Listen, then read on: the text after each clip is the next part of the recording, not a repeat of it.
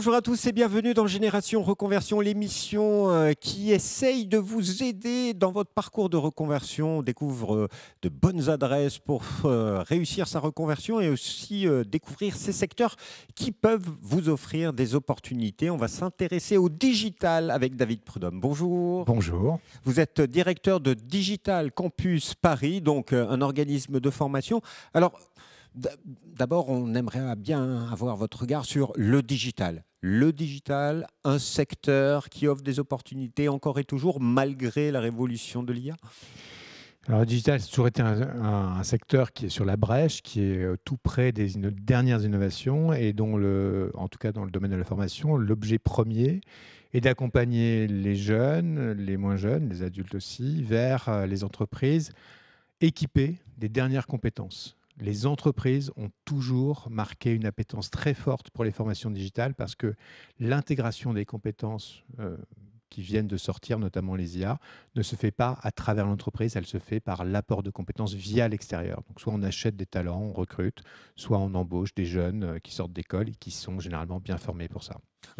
Beaucoup de personnes sont inquiètes par l'avènement de l'intelligence artificielle. Quel regard vous portez sur l'arrivée de l'intelligence artificielle? Alors, je porte un regard au moins double. Le premier, c'est que je me mets à la place des actuels salariés.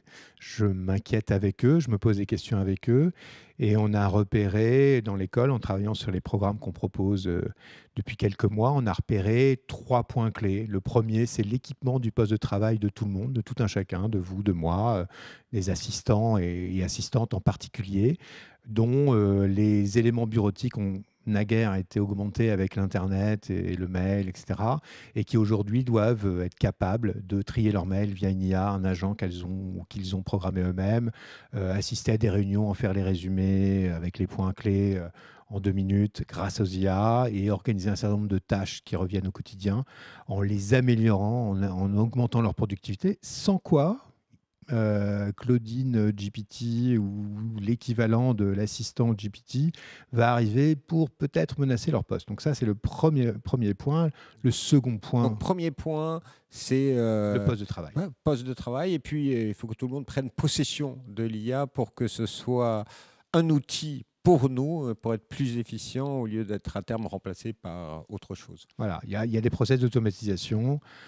Je peux prendre un exemple, une dame dont le métier était de contrôler les factures, qui arrivait chaque jour, a été remplacée il n'y a pas très longtemps par un outil qui regarde la facture, la lit, la compare avec ce qui était programmé, la valide, et elle part en facturation, donc règlement, ou ne la valide pas. Dans ce cas-là, il y a un humain qui aura donc beaucoup moins de travail, a priori, qui va regarder ce qui ne va pas. Voilà, ça c'est l'exemple premier, équiper le poste de travail. Le second, c'est les métiers. Il y a des métiers, on est designer, par exemple, dans le digital.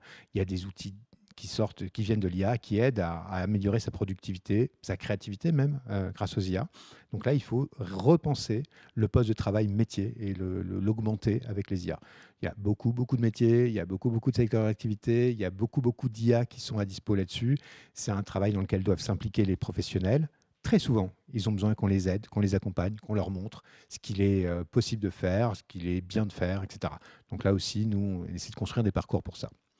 Et j'ai un troisième point. Et le troisième. On y va ? On y va. On y va. Dans une entreprise, il y a plusieurs services et on peut révolutionner la productivité d'une entreprise en automatisant les échanges à travers le workflow, repenser le workflow d'entreprise, donc ce qu'on appelle les business process automation, qui est très à la mode, très en vigueur dans les sociétés de services. C'est là qu'on voit le plus d'emplois menacés, tous les emplois en col blanc, où en améliorant la chaîne de production, en l'automatisant, on augmente considérablement la productivité. Donc là, on cherche des emplois pour organiser et réorganiser les chaînes de production en utilisant les IA. Donc là, c'est créateur d'emplois d'un côté et destructeur de l'autre. Je pense que les deux revers de la médaille sont toujours présents. Il y a destruction, création, comme souvent sur des... Mais justement, donc aujourd'hui, à vous entendre, il faut que tout le monde s'intéresse à l'IA, se forme assez. Et vous, dans votre école, c'est quelque chose que vous avez intégré dans vos parcours, cette réflexion et apprentissage autour de l'IA qui doit être évolutive en permanence, parce que l'IA d'il y a un an, c'est plus l'IA d'aujourd'hui. Je pense qu'il n'y aurait pas eu l'IA sans Internet. Enfin, on ne veut pas discourir là-dessus, mais il y a un vrai sujet autour de ça. On a un public, on a des intervenants, on a des professionnels en activité, environ 150 sur Paris. J'ai oublié de dire qu'il y avait 10 écoles Digital Campus en France et qu'on était... Bon, on va y Voilà, venir sur la présentation. et donc, ce sont une communauté d'artisans, de professionnels qui travaillent avec tous les outils qui viennent de sortir. Donc, on a très tôt des gens qui se sont intéressés à ça parmi nos formateurs. Et puis, on a eu de la chance à Paris d'avoir un des intervenants qui venait de terminer un mémoire à Sciences Po sur les IA génératives et qui est venu nous présenter ça le 6 janvier, c'est-à-dire un mois après que ChatGPT soit présenté au grand public. Et on a entamé très très vite un travail de fond sur comment on repense chaque compétence professionnelle avec l'augmentation des outils IA. Donc tous les profs se sont mis très vite à revoir leurs cours et à intégrer les IA dans leur spécialité. Mais Voilà. néanmoins, dans le digital, il y a encore des recrutements malgré la crise. Il y a énormément d'offres d'emploi. On le voit sur les différents sites Internet qui proposent des offres d'emploi ou même sur LinkedIn. Et justement, quelles sont les différentes formations que vous proposez à Digital Campus? Alors, Digital Campus, en 2 mots, il y a Paris et puis combien de... Paris et 9 autres villes en métropole. On a également la marque est présente à Dakar au Sénégal et à La Réunion. Et on a des partenariats un peu autour de nous dans beaucoup de secteurs. L'offre, c'est 25 à 30 formations qui vont du bachelor au master et beaucoup de formations continues, beaucoup de modules spécifiques. On reçoit environ 700 stagiaires de formation à Paris, un peu plus de 2000 à l'échelon de la France entière. Ça fait beaucoup de diplômés. On existe depuis bientôt 30 ans. Non, même pas bientôt, depuis 30 ans cette année. Et que dire d'autre Donc, une école qui a de l'expérience, une école qui est à la pointe, la preuve avec l'IA. Taux d'insertion Taux d'insertion, c'est pas moins de 90% chaque année sur le master et sur le bachelor, avec des salaires, je parle pour Paris, et il faut bien faire la différence entre Paris et les régions.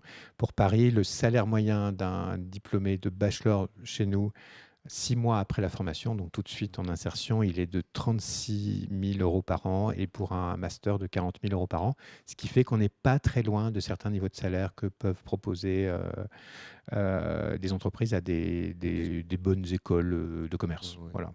Ou pour Donc le digital, ça pour paye. les ingénieurs. Oui. Le digital, ça paye. Et dernière question, est-ce qu'on peut se reconvertir facilement dans ce secteur? Aujourd'hui, on est sur le salon Génération Reconversion. Il y a des gens qui veulent explorer des univers, qui se demandent vers quoi je vais m'orienter. Cet univers du digital, est-ce qu'on peut se dire, je vais me reconvertir dans le digital ou pas?